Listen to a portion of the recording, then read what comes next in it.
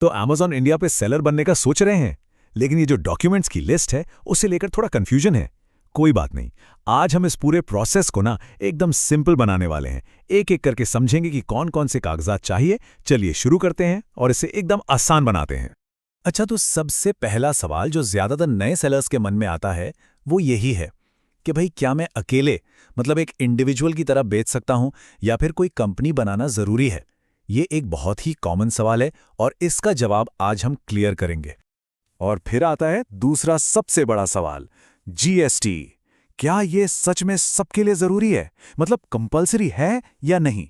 बहुत से लोग ना इसी पॉइंट पर आकर अटक जाते हैं, पर चिंता मत कीजिए, आज इस पर भी पूरी क्लैरिटी मिलेगी। तो हमारा आज का मकसद बिल्कुल साफ है। हम हर एक डॉक्यूमेंट को स्टेप बाय स्टेप इतने आसान तरीके से समझेंगे ना कि आपके सारे डाउट्स क्लियर हो जाएंगे और आप अपना सेलर अकाउंट आराम से बना पाएं।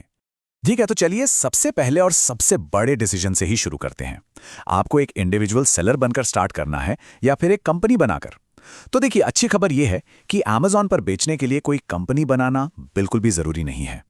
देखिए, अगर आप पहली बार ये काम शुरू कर रहे हैं तो इंडिविजुअल सेलर बनना ही सबसे आसान रास्ता है। इसमें अकाउंट सीधा आपके नाम पर होता है, सिंपल। हाँ, लेकिन अगर आपका पहले से कोई बिजनेस है तो आप उसे कंपनी के नाम पर भी रजिस्टर करवा सकते हैं, कोई दिक्कत नहीं है।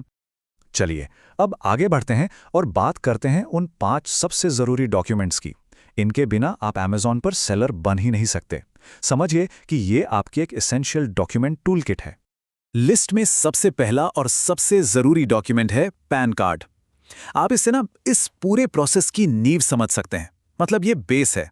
आपकी पहचान और टैक्स से जुड़ी सारी जानकारी के लिए ये बहुत ही ज्यादा जरूरी है। तो सवाल यह है कि अमेज़न को पैन कार्ड चाहिए ही क्यों? इसके 3 मेन कारण हैं। पहला, आपकी आइडेंटिटी वेरीफाई करने के लिए। दूसरा, ये पक्का करने के लिए कि आपका जीएसटी और बैंक अकाउंट सही तरीके से मैप हो जाएं। और तीसरा, ताकि टैक्स के नियमों का पालन हो सके। सीधी सी बात है, इसके बिना अकाउंट अप्रूव होगा ही नहीं। अब आते हैं जीएसटी पर, वो सवाल जो सबके मन में था। तो सुनिए, ज्यादातर मामलों में अमेज़न पर सामान बेचने के लिए जीएसटी रजिस्ट्रेशन करवाना, हाँ, ये जरूरी है, यानी मैंडेटरी है। ये एक तरह का टैक्स रजिस्ट्रेशन है जो आपको ऑनलाइन बिजनेस करने की परमिशन देता है। लेकिन जीएसटी इतना जरूरी है क्यों? देखिए, सबसे बड़ा फायदा तो यह है कि ये आपको पूरे इंडिया में कहीं भी अपना सामान बेचने की आज़ादी देता है। दूसरा, अगर आपको अमेज़न की एफबीए सर्विस यूज करनी है, मतलब फुलफिलमेंट बाय अमेज़न, तो उसके लिए भी जीएसटी चाहिए ही चाहिए। और हाँ, इससे यह भी पक्का हो जाता है कि आप ई कॉमर्स के सरकारी नियमों का पालन कर रहे हैं। अगला डॉक्यूमेंट है आपका बैंक अकाउंट। ये तो खैर बहुत सिंपल है। ये वो अकाउंट है जहां अमेज़न आपकी सेल्स के सारे पैसे भेजेगा, तो जाहिर है इसका सही होना बहुत बहुत जरूरी है। और यहां पर एक सबसे जरूरी नियम है, इसे ध्यान से सुनिए। बैंक अकाउंट होल्डर का नाम और आपके सेलर अकाउंट का नाम बिल्कुल सेम होना चाहिए। कोई मिसमैच नहीं चलेगा। किसी दोस्त या फैमिली मेंबर का अकाउंट यूज करने की गलती बिल्कुल मत कीजिएगा। वेरिफिकेशन के लिए एक कैंसिल चेक या बैंक स्टेटमेंट अपने पास तैयार रखिए। इसके बाद आता है एड्रेस प्रूफ। अब अमेज़न को यह भी तो वेरीफाई करना होगा कि आप सामान भेजेंगे कहां से, है ना? मतलब आपका पिकअप एड्रेस क्या है, क्योंकि जो कुरियर पार्टनर होगा वो प्रोडक्ट को उसी पते से तो उठाएगा। तो एड्रेस प्रूफ में क्या क्या चल जाएगा? देखिए, आपका इलेक्ट्रिसिटी बिल, पानी का बिल या फिर गैस का बिल, ये सब काम आ सकते हैं।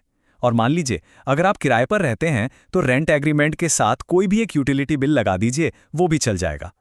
और आखिर में 2 बहुत ही सिंपल लेकिन उतनी ही जरूरी चीजें, एक एक्टिव मोबाइल नंबर और एक वर्किंग ईमेल आईडी। ये बहुत जरूरी है क्योंकि सारे ओटीपी वेरिफिकेशन, आपके ऑर्डर की जानकारी और पेमेंट के अपडेट्स सब कुछ इन्हीं पर आने वाला है। ठीक है, तो अब हमें ये तो पता चल गया कि क्या क्या चाहिए। अब जरा ये भी देख लेते हैं कि क्या बिल्कुल नहीं करना है। ये वो कुछ कॉमन गलतियां हैं जो नए सेलर्स अक्सर कर बैठते हैं और जिनकी वजह से उनका अकाउंट या तो रिजेक्ट हो जाता है या फिर सस्पेंड। पहली और शायद सबसे बड़ी गलती है पैन कार्ड और जीएसटी सर्टिफिकेट पर नाम का अलग अलग होना। याद रखिए, जो आपका लीगल नाम है वो सभी डॉक्यूमेंट्स पर, मैं फिर से कह रहा हूं, सभी डॉक्यूमेंट्स पर बिल्कुल एक जैसा होना चाहिए। दूसरी गलती, जिसके बारे में हम पहले भी बात कर चुके हैं, किसी और का, मतलब किसी थर्ड पार्टी या फैमिली मेंबर का बैंक अकाउंट इस्तेमाल करना, ये बिल्कुल भी अलाउड नहीं है और इससे आपकी पेमेंट्स होल्ड पर जा सकती हैं। तो ये रिस्क बिल्कुल मत लेना। और तीसरी एक और कॉमन गलती, जीएसटी सर्टिफिकेट पर जो एड्रेस दिया है वो आपकी असल पिकअप लोकेशन से मैच ही नहीं करता। सोचिए, इससे लॉजिस्टिक्स में कितनी बड़ी प्रॉब्लम हो सकती है। कुरियर कहीं और आएगा और आपका सामान कहीं और होगा।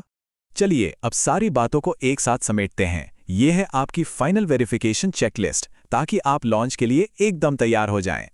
तो जब आप ये सारे डॉक्यूमेंट्स अपलोड कर देते हैं तो Amazon की टीम इन्हें वेरीफाई करती है। प्रोसेस कुछ ऐसा होता है, पहले पैन और जीएसटी, फिर बैंक और एड्रेस, और आखिरी में मिलता है फाइनल अप्रूवल। इस पूरे काम में आप मानकर चलिए कि लगभग 2 से 7 वर्किंग दिन लग सकते हैं।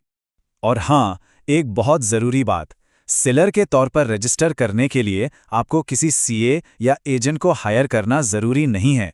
ये पूरा प्रोसेस आप खुद कर सकते हैं। ये जानना बहुत ज़रूरी है ताकि आप बेवजह पैसे खर्च ना करें। तो ये रही आपकी फाइनल डॉक्यूमेंट चेकलिस्ट। चलिए एक बार फिर से जल्दी से देख लेते हैं। Pan card, GST registration certificate, bank account की डिटेल्स और एक कैंसिल चेक, एड्रेस प्रूफ, और हाँ, आपका एक्टिव मोबाइल नंबर और ईमेल आईडी। अगर ये सब आपके पास हैं तो समझिए आप भी पूरी तरह से तैयार हैं। तो अब जब सारे डॉक्यूमेंट्स तैयार हैं और रास्ता भी बिल्कुल साफ है, तो सोचने वाली बात बस एक ही है कि आपका वो पहला प्रोडक्ट कौन सा होगा जिसे आप Amazon पर लॉन्च करने वाले हैं।